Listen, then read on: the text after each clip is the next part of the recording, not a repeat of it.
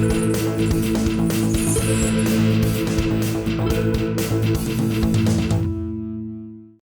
ေဦးနရသိန်းကိုနားဆင်နေကြတဲ့ပရိသတ်များအားလုံးမင်္ဂလာပါ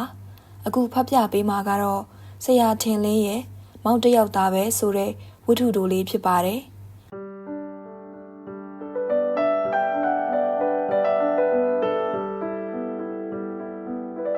မောင်တယောက်သားပဲ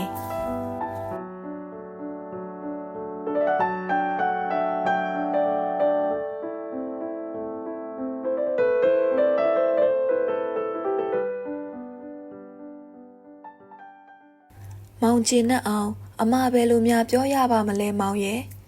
3 နှစ်ကပင်ကြော်ခဲ့ပါပြီမောင်မျက်နာကိုအမတခါမှဤသို့မမြင်ဘူးကဲအမအပေါ်တွင်သူတကာတွေချစ်သမျှထက်8 ဆလောက်ပိုးခဲ့သည်မောင်ချစ်ဆိုသည့်စကားနဲ့ပင်မလုံလောက်အောင်ယူရခဲ့ကျင်နာခဲ့သည်မောင်အဖို့တလောကလုံးတွင်အမအပြင်ဘာမှမရှိတော့သလိုအမဆိုမှအမမျက်နှိုးရှာသည်မောင်အခုတော့အမကိုပင်စကားမပြောချင်တော့သလိုမျက်နှာအိုခဲ့ပြီ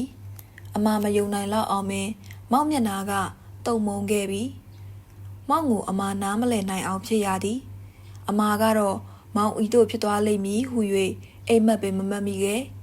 မောင်ဘလောက်ချစ်သည်ကိုအမသိသည်သိ၍လဲမောင်အချစ်ကိုအမြဲလေးစားခဲ့သည်ဘာပဲဖြစ်နေနေကဘာကြီးတစ်ခုလုံးမီးလောင်သွားရင်တောင်မှမောင်အမကိုချစ်နေအောင်မည်ဟု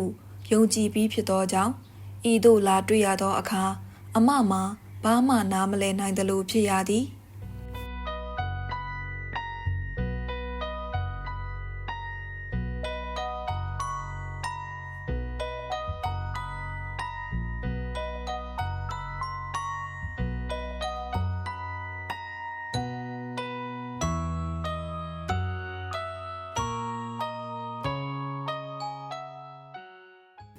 ပြည်ပန်းညိုချိုခြင်းလျက်ကဲနဲ့စားဖြတ်လို့ရဲ့ဒါကိုတော့အမာသိပါသည်တတိနှစ်လဲနေခဲ့ပါသည်မောင်ကသာတလောကလုံးအမာဆိုမှအမာမဟုတ်ပါအမာကလည်းမောင်ဆိုမှမောင်ရွှေမြင့်မို့တထောင်လုံးတုံးမလို့ခုန်ခဲ့ပါသည်ပြည်ပန်းညိုအချိုတဲ့အောင်တတိနှစ်လဲနေခဲ့ပါသည်မောင်နဲ့အမာကြီးပဲဆိုရင်အပျော်ဆုံးပဲကွယ်အမာမေမေကိုတော့မချစ်၍မဟုတ်ပါလောကမှာအမအဖို့မောင်ကိုအချစ်ဆုံးပါပဲမောင်ဟုပြောပြီးတော့မှမေမေမို့နည်းနည်းလျှော့ပရစေအောင်မောင်ရဲ့ဟုပြင်မပြောချင်တော့တို့နဲ့မေမေကိုခွဲခဲ့ရသည်မေမေမှာတော့မျက်ရည်ဆက်လက်နေဖြစ်သည်အမမှာတော့မောင်ရှိပြီအမကိုမောင်တယောက်တည်းပိုင်ခြင်းသည်အငင်းအခုံရှိ၍တော့မဟုတ်ပါမောင်မှာအမကိုချစ်သည့်အချစ်ကပြောပြ၍မဖြစ်အောင်ကြီးမားရှာသောကြောင့်အမကိုသူ့ပိုင်နာတကယ်မှဟုတ်ပါလေစားဟူသောတန်တရားကိုမဖြောင့်နိုင်ရှာခြင်းဖြစ်ပါလိမ့်မည်မောင်နှင့်ရမှအမပွဲလန်းသပင်အထွက်နေရသည်မောင်ကအမကိုဘသူနည်းမှမနေစေခြင်းအမသူတစ်ပါးနှင့်စကားပြောဖို့ကိုပင်မောင်ခွင့်မပြုခြင်းမိမချင်းပင်ဖြစ်စေအမနှင့်တကယ်ခင်မင်နေလျင်မောင်မနာလိုခြင်းတို့နှင့်အမမှာအပြင်သို့ထွက်တော်လဲဘယ်နေရာမှကြာမနေနိုင်ဘယ်ပါတီဘယ်ပွဲတွေမှာလဲစကားလက်ဆောင်ကြအောင်မထိုင်နိုင်ခဲ့ပေသို့တော့အမကျင့်တတ်ပါသည်တလောကလုံးမောင်နှစ်သာနေရလျင်ဘာကိုမဆိုအမဆွတ်လွတ်နိုင်ပါသည်မောင်နဲ့မရခင်တည်းကအမမောင်အကြောင်းသိပြီးဖြစ်၍မထူးဆန်းပါဒါမျိုးကိုအမမျှော်လင့်ပြီးဝမ်းမြောက်ဝမ်းသာလက်ခံပြီးဖြစ်ပါသည်မောင်နဲ့မရခင်ကဆိုလျင်အမသည်ယခုအနေမဟုတ်ခဲ့ချေမောင်ဘွားမိဘများအပြင်ခင်မင်သူမိတ်ဆွေတွေတငယ်ချင်းတွေနဲ့တပျော်တပါးနေခဲ့သောအမားဖြစ်လေသည်အကိုတွေနဲ့အတူဘိုက်စကုပ်ပြစမအစပွဲအမျိုးမျိုးတို့လိုက်ခဲ့သည်အကိုတွေနှင့်ပတ်သက်၍သူတို့တငယ်ချင်းတွေကိုပါခင်မင်ရင်းနှီးအောင်ပေါင်းတက်ခဲ့သောအမားဖြစ်သည်လူချစ်လူခင်များခဲ့သောခေတ်ပညာတတ်မိန်းမချောလေးတစ်ယောက်ဖြစ်ယုံမကတွက်လက်ချက်ချ၍ဘာအကြောင်းဖြစ်ဖြစ်ကောက်ခါငင်ကပြောတတ်ခဲ့သောအမားဖြစ်ခဲ့သည်ယခုတော့မောင်ကအမပေါ်ပူလာဖြစ်လေသူတူးတဲပိုင်မဟုတ်ဘူးထင်လေသောကြောင့်အမဆင်ကျင်လိုက်ပြီးဒါတွေကိုအမကကြည်ကြည်နက်နက်ဆွန့်လွတ်လိုက်ပြီးအမဒီလိုမနေပါနဲ့မောင်သဘောမကျလို့ပါဟူ၍မောင်ကထုတ်မပြောသို့တော့အမကမောင်သဘောကိုစာဖတ်တယ်လို့ဖတ်နိုင်အောင်လေ့လာထားပြီးဖြစ်၍မောင်အပြစ်တွေကို အချစ်နှင့်လွှမ်းထားလိုက်ပြီးမောင်မှုတစ်ချက်ညိုလျင်မောင်ပါကိုမကြိုက်လို့ဟုအမာတိသည်အဲ့ခံပွဲတစ်ခုခုမှာတယောက်ယောက်နဲ့အမာစကားပြောနေစဉ်မောင်ကစိတ်မဝင်စားသလိုပြင်းသလိုလမ်းဘက်ကိုမျောလိုက်လျင်အမာကပင်စတင်၍မောင်ရီအမာပြန်ခြင်းမီဟုဆိုလိုက်ရသည်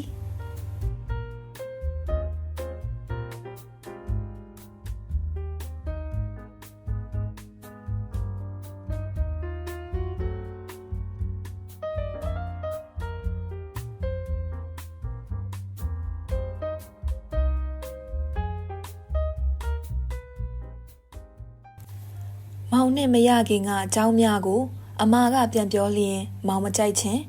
ကိုကြီးတငယ်ချင်းတွေက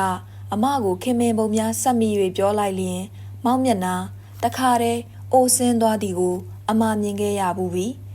ဒါတွေကတော့ဟုတ်ပါပြီမောင်ရဲ့မောင်ကိုအမအပြစ်မတင်ပါဘူးမောင်မှာဒါတွေရှိနေတာအမကိုချစ်လွန်းအားကြီးလို့မောင်မှာမနာလိုစိတ်တွေများနေတာဘာပဲဖြစ်ဖြစ်အမဒါကိုနားလည်နိုင်ပါတယ်ဒါပေမဲ့အခုဟာကတော့အမမောင်ကိုနားလည်ခဲ့သမျှယခုမှပင်အံ့အားသင့်ရတော့သည်မောင်ပါကြောင့်အမကိုတောင်စကားမပြောချင်အောင်ဖြစ်သွားသည်ကိုအမသိတော့သိပါသည်သို့တော့အမမှာသူတိတိအတိကိုပင်မလုံခြင်းမယုံခြင်းအမကတော့သူ့လို့သမျှဂိုင်းသမျှပြောသမျှ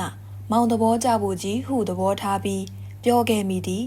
မောင်ကတော့အမနဲ့မောင်တို့အကြားမှာဘသူကိုမှအဝင်းမခံနိုင်ပါဘူးအမရဲ့ဟူသောစကားကိုယခုထိမလျှော့မောင်စိတ်မချမ်းသာရရင်အမလည်းစိတ်မချမ်းသာဖို့ပါပဲမောင်ရဲ့ဒါပေမဲ့ဒါကတော့အမအပြစ်မဟုတ်ပါဘူးမောင်ရဲ့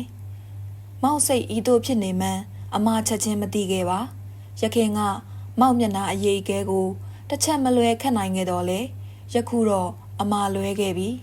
သူ့ကိုယ်သူယုံတက်လွန်းသောကြောင့်မှားသွားလေသလားတော့မပြောတတ်လွန်ခဲ့သည့်3-4 ရက်ကစ၍မောင်အမှုအရာတွေအမပေါ်မှာအေးဆက်ဆက်ဖြစ်ခဲ့သည်ကိုအမသတိမပြုမိခဲ့အမမှာခါတိုင်းလိုပင်ပျော်ပျော်ရွှင်ရွှင်နဲ့မောင်ရင်ဝင်ထဲမှမွေလျော်နေခဲ့သည်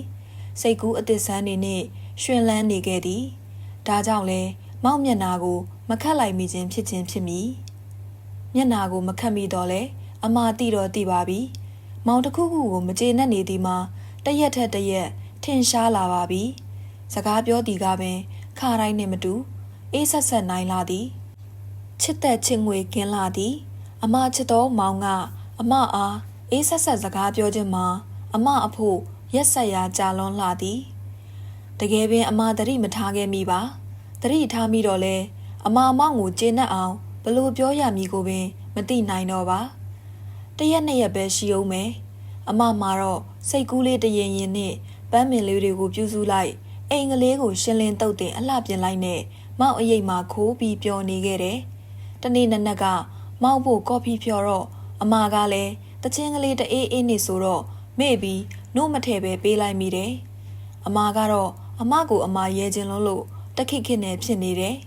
မောင်မှာတော့မျက်နှာကြီးရှစ်ခေါက်ချိုးနဲ့အောက်တိုးတိုးကြီးဖြစ်နေလေသည်မောင်သိပါတယ်အမမောင်ကိုနည်းနည်းမှဂယုမဆိုင်တော့ပါဘူး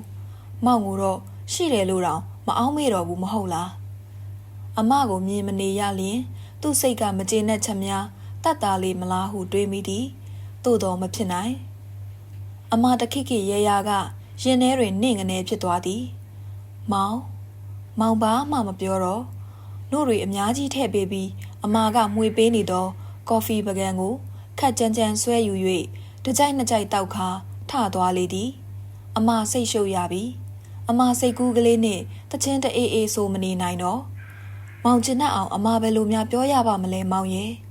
ဤသို့သာအမညီးမိတော့သည်တကယ်ပင်သူမကြံတတ်တော့ကြံလဲမကြံကျင်တော့တကယ်ဆိုလျင်မောင်ကိုနားလဲအောင်အမကပြောပြနေရမှတော့ကောင်းနိုင်မှာမလားပြောပြလို့နားလဲနိုင်မဲ့ကိစ္စမျိုးဆိုရင်ကောမောင်ဒီလိုဖြစ်ပါမည်လားမောင်က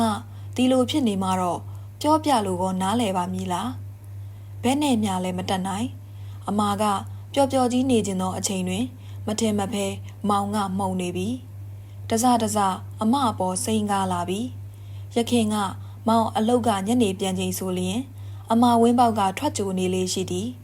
တခါအိမ်တကားအကွယ်မှထွက်ပြီးမောင်လေကိုဖတ်၍ဟီလေးခိုရသည်ယခုတော့ မောင်ကိုအလိုလိုအမကြောက်နေမိတော့သည်ဝင်းပေါက်ကကြိုးပြန်လဲကြိုးယုံမဲရှိသည်ဟီလီထွက်ကိုပြန်လဲခိုးယုံမဲရှိသည်မောင်မျက်နှာမှာတော့အရင်လိုတစ်စက်မှမဟုတ်တော့အမတယောက်ယောက်ကိုပြောပြလိုက်ခြင်းသည်ဝမ်းထဲကတအုံနှွေးနှွေးဖြစ်နေရသမျှတယောက်ယောက်ကိုပြောပြလိုက်ရလျင်ပေါ်တဲ့လောက်ပေါ်သွားမည်ကိုသိတော်လဲအတို့လို့ပြော၍ဖြစ်နိုင်ပါမည်နီမောင်နှင့်အမသာတက်ဆိုင်သောအရေးကိုအခြားသူတဦးဦးကိုအတိပေး၍အတို့လျင်ဖြစ်နိုင်ပါမည်နီ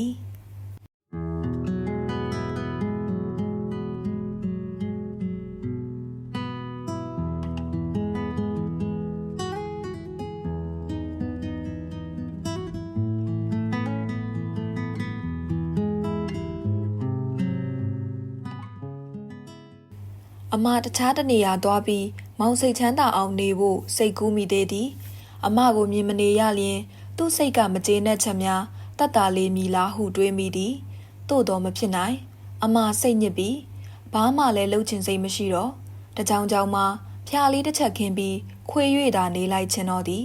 နေလဲနေလိုက်ပြီးခါတိုင်းလိုမောင်ကိုလည်းထွက်၍မကြူတော့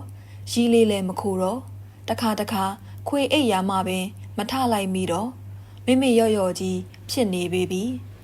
လှေကားမှခြေတံကြားရသည်မောင်ပြန်လာပြီကိုသိတော်လဲထွက်ကြို၍အကြောင်းမထူးလာသည်ကိုသိသဖြင့်ကျမ်းပေါ်တွင်ဖြာခင်း၍ခွေနေရကမထတော့ကြီးသို့တော့အတန်တော့ပြုတ်လိုက်သေးသည်မောင်ရီအမဒီကခြေတံသည်သူ့ထံသို့တန်တန်မတ်မတ်ဝင်လာလေသည်အမရီသူ့တိုင်အမကနေရာမှမရွှေ့သေးအမအနီးသို့မောင်လာထိုင်ပြီးထိုင်ချလိုက်သည်အမမောင်ကိုမော့ကြည့်လိုက်ပြီးရင်တရိတ်တိတ်ခုန်လာ၏